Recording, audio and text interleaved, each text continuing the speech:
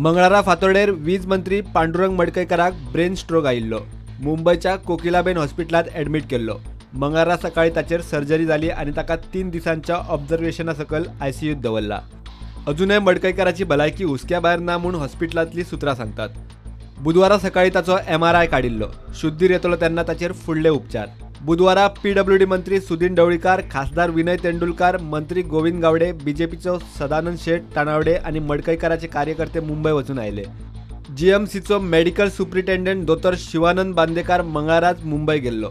बांदेकारान मडकयकाराचेर उपचार करपी थंयच्या दोतोरांबरोबर बसकाय घेतली। दोतोर बांदेकार सातत्यान त्या दोतोरांच्या संपर्कात आसा। दुसरे वटेन आम आदमी पार्टी म्हणटा सरकारच सीग लिव्हर धाडून राज्यपालान कारभार हातात घेवचो। तर आज लोकांची मागणी आसा की सरकार चलोना, खुबशे सीक पडल्या, तर ताणें अशी सीक लीव घालून सीक लिव्हर वचचें ना जाल्यार गव्हर्नरान तांकां कायमचे सीक लिव्हर धाडचे। बरें जाल्या उपरांत मागीर पळोवंक शकता। पांडुरंग मडकयकाराक फुडले 1.5-2 दीस खंय सामके क्रुशियल आसतले।